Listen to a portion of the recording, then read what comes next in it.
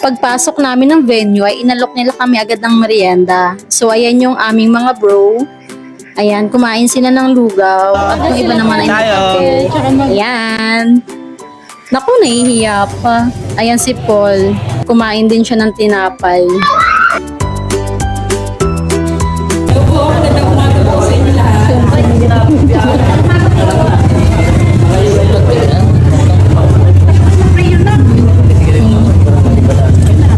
Lahat po ng riders ay pagpalain niyo po at maging maayos ang kayong pag-uwi.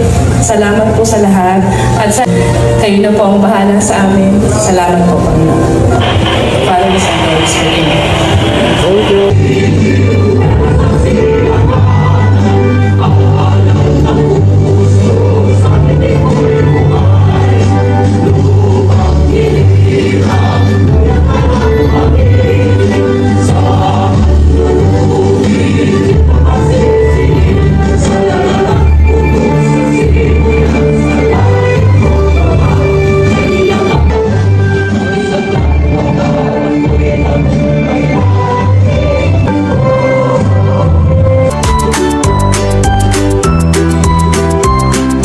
After ibigay yung mga donation, ayan, nagkaroon din ng accounting palaro.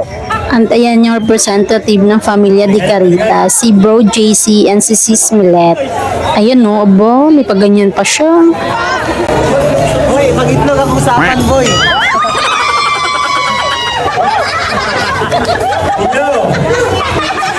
Ayan, nagkakaseryosohan na yung laban, no? Tinanggal nila yung kanilang mga safety gear. Diba? Talagang mukhang mapapalaban tong mga representative namin, ha?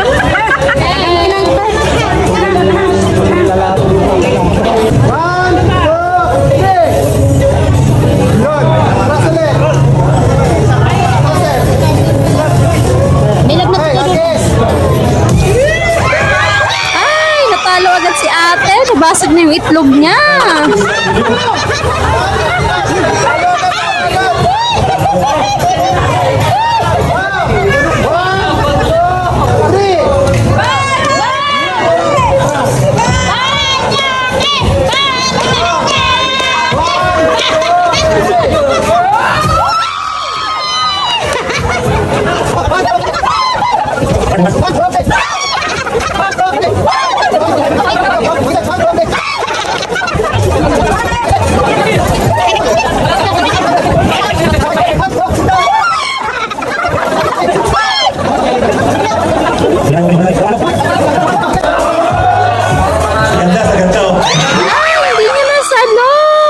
Ayan, wala na. Hindi niya nasalo. Talo na kami.